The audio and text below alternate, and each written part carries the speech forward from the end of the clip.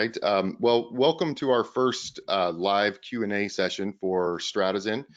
This is for our, MSP community support. I'm really excited about this format. I think it provides a unique way for us to sort of share information, get some real world stories from partners like Don, who I'll introduce in just a moment. But, we get rid of the PowerPoints, we get rid of sort of the well-rehearsed scripts and things like that, and really just talk about what's going on in the community. There's no playbook for how do we respond to a global pandemic that has some serious technical and security and economic impacts to the community as well as our and your end customers in that. And so I'm a firm believer that all of us are much smarter than any one of us. And so I think, forums like this allow us to bring those ideas, share best practices, and really come together as a community to discuss what we're seeing in the real world, the challenges on the ground, so to speak, what's working, what's not working. And, depending on how successful this is, we're already talking about maybe turning this into a weekly series or something like that where we can bring in different guests. So I'm pretty excited about that. Before we get started, there's a chat function in your GoToWebinar app. I'm sure you guys have used this before. If you've got questions, we would love to hear them. So please submit them into the chat box there. If you got technical issues, you can certainly do that as well. Christelle Michael is our marketing director. She's working behind the scenes to coordinate all of this. She'll feed those questions to me as we go, and I'll just interject them into the conversation, assuming we have time. We're going to keep this to definitely under 30 minutes, probably about 20 or so.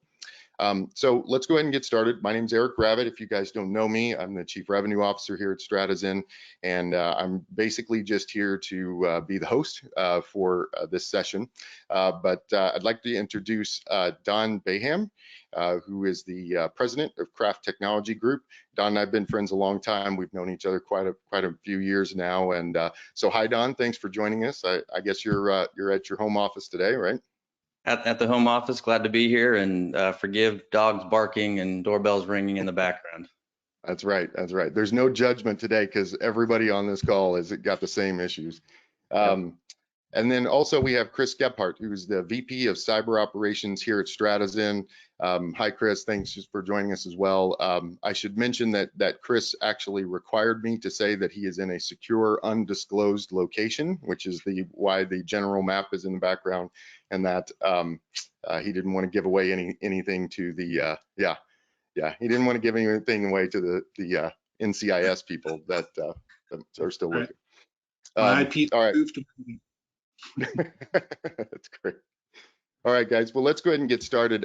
So, Don, I thought we would start with, can you just give everybody a brief overview of your customer base and then specifically what impacts you're seeing, in the current crisis? Sure. So Kraft Technology Group serves small and mid-sized enterprises, and we tend to focus on a handful of verticals: financial services, healthcare, some manufacturing. We are owned by a CPA firm, and so we have clients that sit in a variety of verticals, but we tend to focus on a handful that are concerned about compliance and security. And certainly our clients are facing some challenges, just like everyone's are at the moment. In particular, in Nashville, where we're located, we have a lot of clients in the Middle Tennessee area, and unfortunately, this pandemic came on the heels of a tornado that came through in the beginning of the month, the beginning of March. So we kind of got hit by a double whammy, and so we've got clients that are trying to rebuild from the tornado, and then comes this pandemic, and so it's certainly has been an eventful March for us. Yeah, that's really bad. I just saw on the news that Jonesboro, Arkansas, just got hit with a pretty serious tornado just last week. Coming in the middle of it too. So that's a really rough environment for that. So you've actually seen the tornadoes and the crisis both kind of impact your customers, it sounds like. It has, and it's impacted us. I mean, we weren't directly hit by the tornado, but we had our building was out of power for a week. Oh, wow. So as soon as we recovered from that, we started having to deal with um, the issues that we're talking about today, and the pandemic that's rolled out. So yeah, clients have been affected. We've been affected, and it's certainly has flexed some new muscles for everybody trying to figure this out. Right. Yeah, exactly. And what about, moving everybody to work from home? Have your customers dealt with that okay? Has there been any impact on you guys trying to actually get them there? Yeah. So, you know, I guess good thing or bad thing. We had a trial run, so to speak, with the tornado. So there was, certainly some buildings maybe that weren't, affected structurally, but didn't have power. So we had some clients trying to work from home for that week or the few days that they were without power, and then that's transitioned into a more permanent situation. We have a lot of clients that have some capabilities, some designated inclement weather employees that had capabilities to work from home, but by and large, most clients did not have the scale or capacity or the training for their employees, all their employees to work from home. So that's been the primary challenge is making sure that their infrastructure, their policies and procedures, the way that they're training their employees can scale to all of their employees versus just a select few. And so we've been spending a lot of time making sure that we're setting up the appropriate access for everybody. Some of that's coming, on the fly. They don't have the equipment, so kind of improvising on endpoint devices and different things like that. Some didn't even have, let's say, the right policy and procedure, kind of a remote workforce policy that their employees were agreeing to. So we've been helping some clients build that out as well. Wow. Yeah, that's a lot of work. Yeah. And I'm sure some of them didn't have laptops. They had to get all kinds of equipment that you wouldn't think about normally, right? Yeah, and the unfortunate part is the supply chain is scarce at the moment. So Yeah. everybody's trying to buy all the inventory, and so that's been challenging. We were able to get some orders through, a few weeks ago. Stuff is going through now, but it's slower. Certain accessories are, take much longer. So, some of the equipment we had pretty fast shipping as an example from Dell, because we've got some depots here in the Nashville area, and so we could get equipment pretty quickly. Not so much anymore. So that certainly has been affected in everybody trying to ramp up their capabilities for endpoint devices. Wow. I got to say, I've been thinking about, and we've been talking about a lot of different issues for the last couple of weeks here internally, about what our partners are struggling with. That is not one of the things that I thought of, was just getting, equipment to allow people to operate, like phones and laptops and things like Yeah, that. So, and it's wow. all manufacturers. I mean, it's not just Dell, but we're seeing it across the board. Distributors and equipment manufacturers are having a hard time keeping the supply chain filled. Wow. What about on the cybersecurity side? I mean, are your customers, do they even care about cybersecurity right now? Are they sort of ignoring it, or is it a big concern of theirs? Uh, I would say that it depends answer, right? Yeah. So I think there are some clients that don't care, right? They need something to work. They need to make sure that their operations stay intact.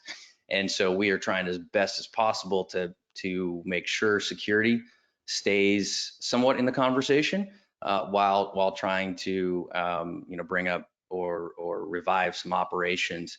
The good part is with the client base we work with, they're still, for the most part, like I mentioned, those industries, financial services and healthcare, still top of mind around security. Clearly, they've Mhm. got some regulatory and compliance burdens they have to meet regardless of where they're doing work from. But when you get outside of those compliance-driven industries, I would say, people are not focused necessarily on security and focused on maintaining some semblance of operation. And so we've certainly continued to have some conversations with clients, but at the same time balance that with how can we get these businesses back up and running so that they can, get some cash flow and stay in business. Right. It's forgivable, right? I mean, a lot of these companies have a hard time thinking about cybersecurity on when everything's going well. Right. And Exactly. yeah, now is really difficult. Well, Chris, over to you. Like, what are you seeing, from on the SOC side? I know, we filled a lot of questions in that lately, but on the threat intelligence side as well, are you seeing changes over the past couple of weeks, and have things been modified as this whole kind of work from home things hit? Yeah, as Christelle just posted this chart to the chat here, or to the webinar, so y'all can see, it's pretty obvious when the work from home craze started, right? I mean, just look at that chart, and it's like nice and quiet, hey, we go up. So yeah, we are seeing, obviously what's happened, everyone knows, is that, you go from having one perimeter, your corporate firewall, to now having dispersed perimeter of 2, 3, 4, 500 people working from home. Even if it's 20 people working from home, that's a huge increase in the attack surface. So we're seeing that in the alerts that we're seeing, in the incidents that are coming in. We're also seeing different alerts that are coming in because the home perimeter isn't as secure as the corporate perimeter. And right. A lot of organizations are saying, oh, we use VPN, and so everything is good. It's not, because most of the companies that are setting up VPN usually set it up as a split tunnel VPN, meaning traffic to the corporate network that has to go to the corporate network, hit a corporate server or something like that, goes to the VPN, but every other piece of traffic that's plain internet just goes out over the home network connection. So now you've introduced all these little holes into the environment, and we're seeing that in our alerts as well. We're definitely seeing the spike in like VNC, which is a remote desktop software, a lot more RDP exposure to the internet. Yeah, RDP is great for work from home, but it should absolutely be behind that VPN. And sadly, we're not seeing that. We're seeing RDP get exposed, and once you expose RDP, it's a hacker's delight at that point. Yeah. And I should mention, in case it's a small on anyone's screen, that chart there was our high severity incidents, really a total count from all of our SIMs and all of our customers around the globe, going back through, I think it was February 11th is that first bar on the left, and sort of charting along there. I thought it was interesting. You see sort of this weekly, Saturday, Sunday spike. Low. Yeah, exactly. But yeah, there's no doubt when we all got the order to start working from home on that chart, and I don't think we've seen that start dipping back down yet, right? It's still staying high. Yeah, it's still staying high. Like I said, it's an attacker frenzy right now. They're just loving it. They have plenty of targets. They're all soft targets because we don't really think about securing the home. And sure, you have risk acceptance, risk avoidance, when it comes to security. And right now, as Don said, people are trying to get business back, right? You have to get business back and functioning first and foremost. Security needs to come, and that's where now we're starting to see, the focus on people looking at more security tools and saying, okay, now that people are working, how can we make them secure so we don't interrupt so much of their day? Yeah, exactly. What, based on that and other things that you're seeing, do you have sort of a top 3 list, like recommendations from your perspective on what our MSPs should be doing right now? Yeah, absolutely. One of the more interesting ones, especially for MSPs, right? Directly targeting MSPs. Now that you've got this dispersed workforce, what you're dealing with is you're fielding more tech calls for password resets, right? And hey, I forgot my password. Can you send it to me? Well, that immediately introduces social engineering. Why would I spend the time, trying to hack your environment when all I have to do is make a phone call and get a username and password sent to me? So for MSPs, it's really imperative. Make sure you've got some protocols in place that when you're giving out usernames and passwords or doing resets, that you're overly confident of who you're giving it to. Don't be forced into that pressure of, oh my God, this guy needs this. I have to get this done or else we're going to lose the contract. Well, if I'm a hacker, that's what I'm going to do. I'm going to call and pressure you like crazy to get it. So that's the first one for MSPs. The second one is definitely having MSPs talk to their organizations, their customers, and say, you need to scan your networks. You need to scan not only your corporate firewall. Yeah, you've probably done that, but you need to scan your dispersed network. This home network of employees. People don't know what they have exposed on their home network, on their home router. They get it from Comcast Xfinity, and it's installed, it's good. Comcast handles everything. Well, no, they don't. They still things can be exposed. So one of the things when we found that out, we started looking and say, how can StratoZen help MSPs? It was, what, we can set up a service where there's a free scan that we do. It's a vulnerability scan that you send us a list of all your employees' IPs, and we plug it into our scanner. We go out and scan that network to say, and give you back a report that says, here's all the criticals and highs that we found. Now, we're not looking for things like, Microsoft Office vulnerabilities, unless that computer is exposed and we can access it, which is a worse thing. So the Microsoft Office vulnerability at that point is kind of irrelevant if we can touch your computer behind your router, behind your firewall. So those free scans are available. Really encourage MSPs, take advantage of it. It's a great service, and it gives organizations, especially those that have a compliance need, maybe they have PCI, maybe they have GLBA, whatever, they are really going to need to expand their scanning. Yeah. Great. Any others? Just staying diligent is the big one. Now that business is back and operational, being diligent, and our team specifically, our daily cybersecurity review team, has gone and shifted into high gear, and things that we would look at before that are occurring when they're behind the corporate firewall, it's not as concerning. Now when we see those things and we look and say, okay, this is occurring on a home network, or this is occurring somewhere else, we take a deeper dive on them. We're looking. So being that diligence on these types of what normally you'd be like, I know what this is. No, it really helps to get in there and take a deeper dive on what's there. Yeah, absolutely. And Don, from your perspective, anything you'd like to add to that, or other recommendations you'd have as far as what's been working for you that you might want to share with other MSPs? Sure. To Chris's point, kind of the recommendation around MSPs being a target, that's been a increasing concern, I would say, over the last 12 to 24 months, regardless. But certainly, this situation can exacerbate that, and attacking an MSP to try to get at a client has been happening recently, and I think it will continue to increase. And so I would echo that. I would also say that for MSPs, there's some things you can do from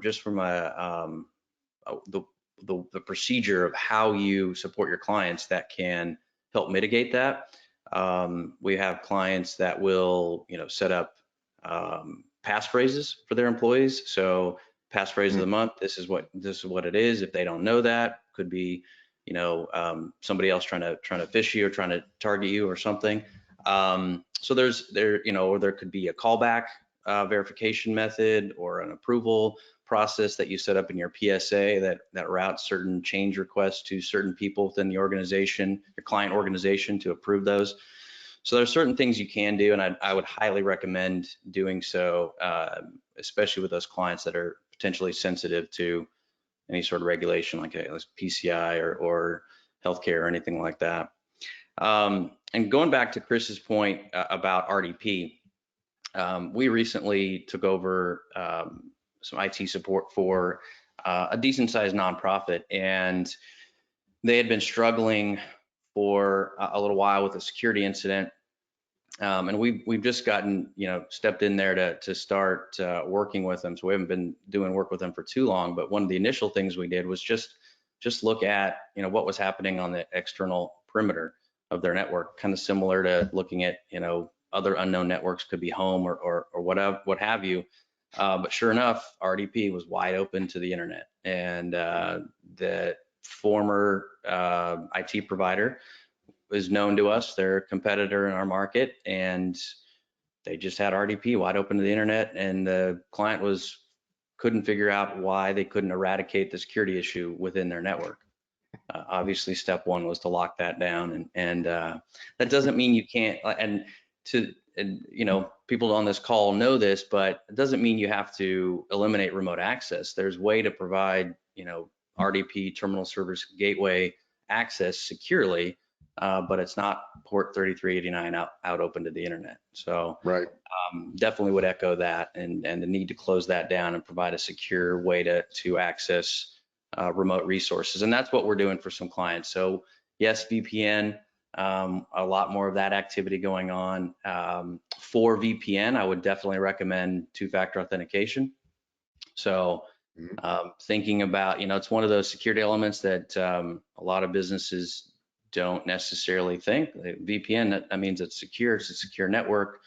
That's great. So, but if somebody gets those credentials, that means they could potentially have unfettered access to the corporate network. And so, Right.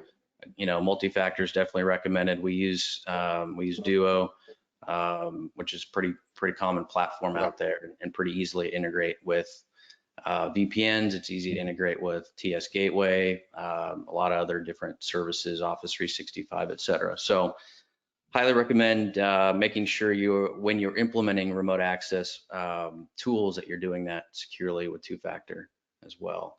Trying to think of some other things that we're doing. I mentioned the policies and procedures, so helping clients get set up with remote work policies and different things like that.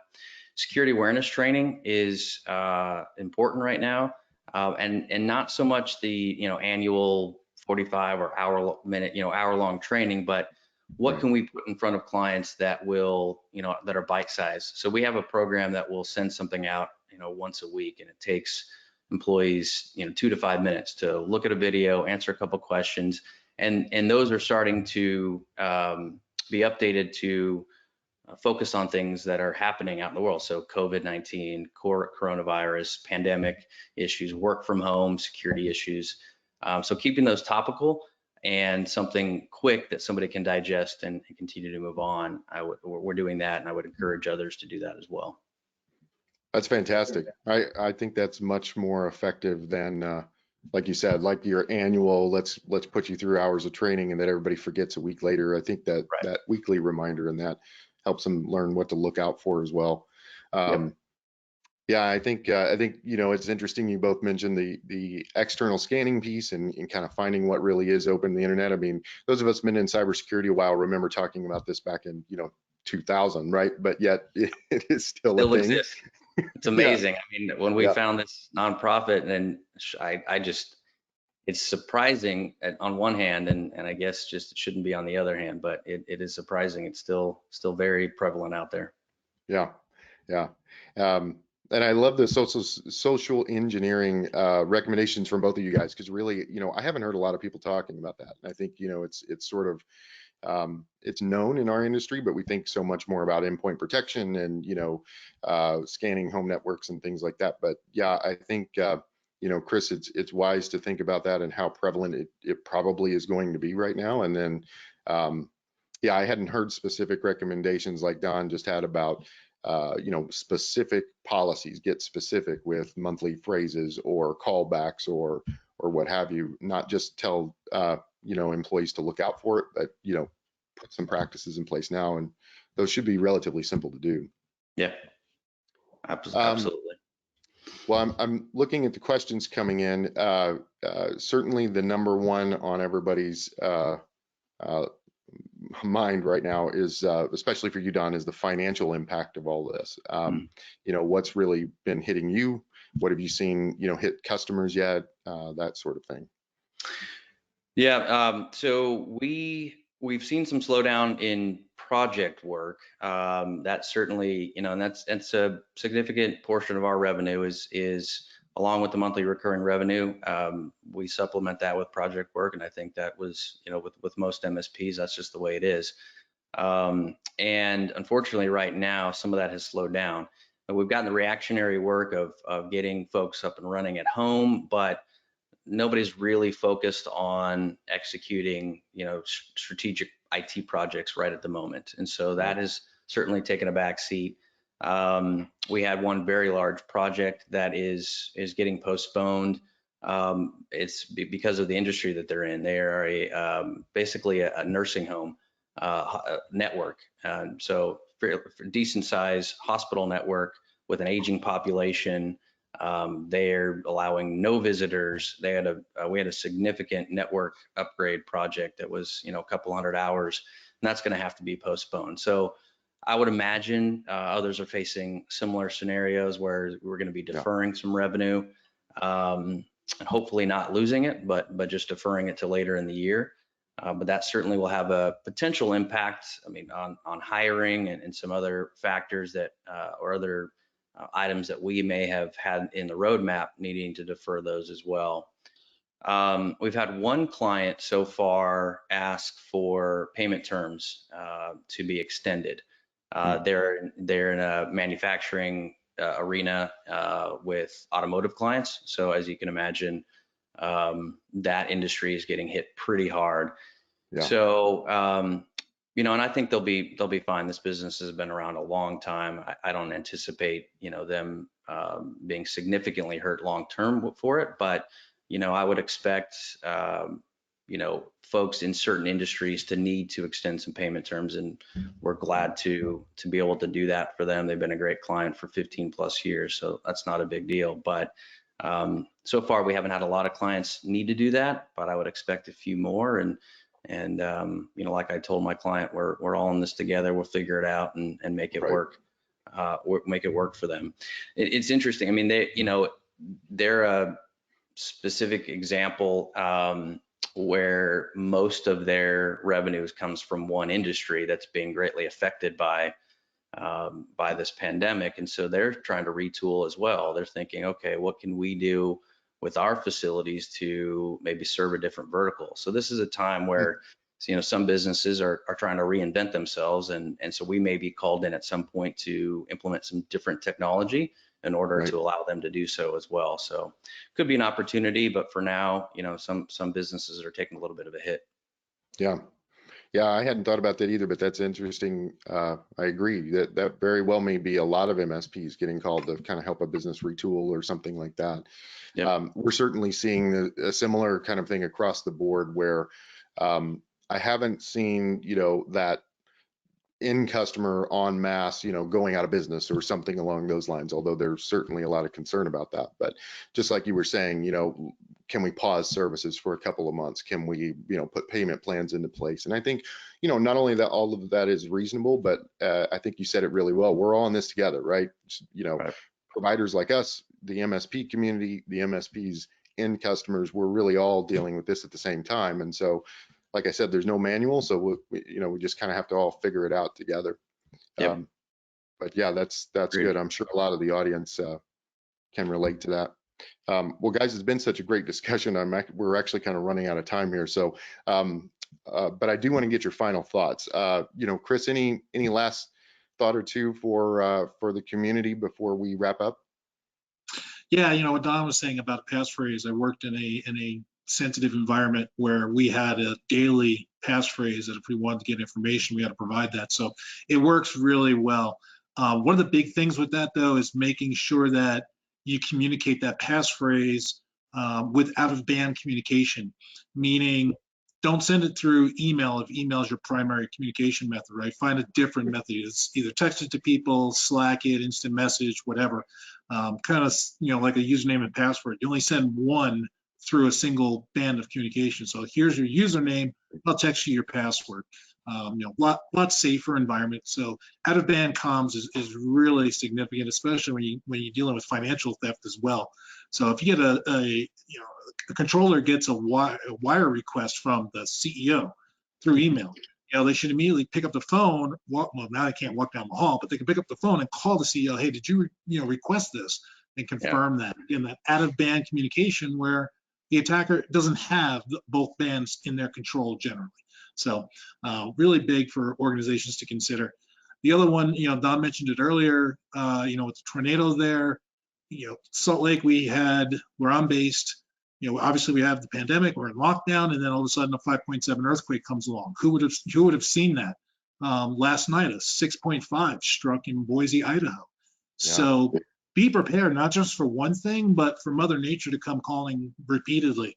So when you think you have one thing conquered, you need to consider, okay, what else could happen? You know, what is the worst case scenario? I think we've all come to realize that that is no longer, you know, the visionary planning. That is today's planning. Yeah. So be there, you know, and you know, as far as StratoZen is concerned, we're here to help. You know, we love our partners. We're here to help you guys with anything you need. Feel free to pick up the phone. We've got 24/7 coverage available. If you need to, you know, discuss a security incident, you want to, you know, get feedback on a potential incident that's occurring, let us know. Support@StratoZen.com works, goes to our team right away. And like I said, we've got 24/7 capabilities if you need that as well. So, yeah. Awesome. Great. Thanks, Chris. And Don, any final thoughts from you?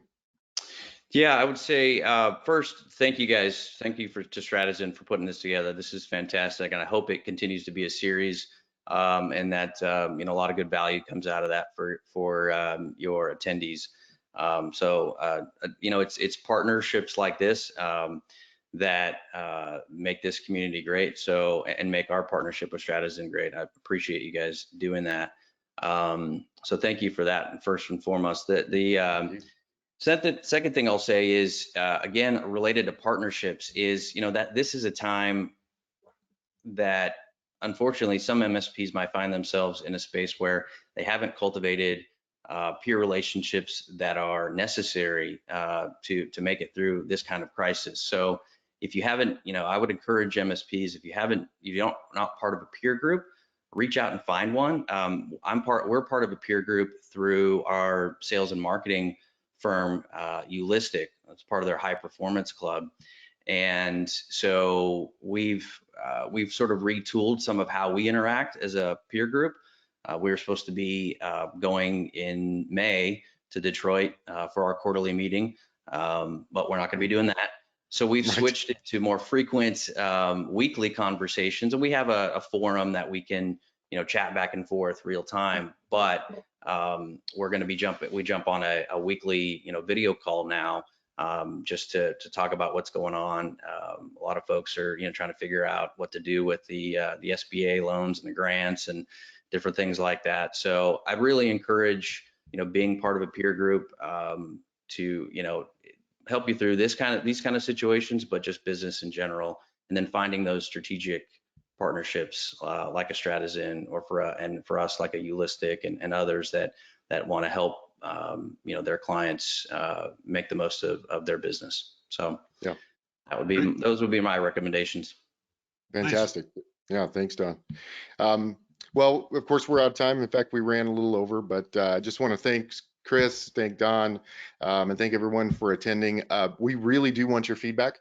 So if you've got any suggestions or questions you'd like us to address, maybe on the next go around or anything like that, you can reply to the invite email that you got for this session. You can always email me directly. It's eric.gravett@stratozen.com. But otherwise, hope to see you on the next round, and thanks everyone for attending. Thank you. Appreciate it. Cheers, everybody.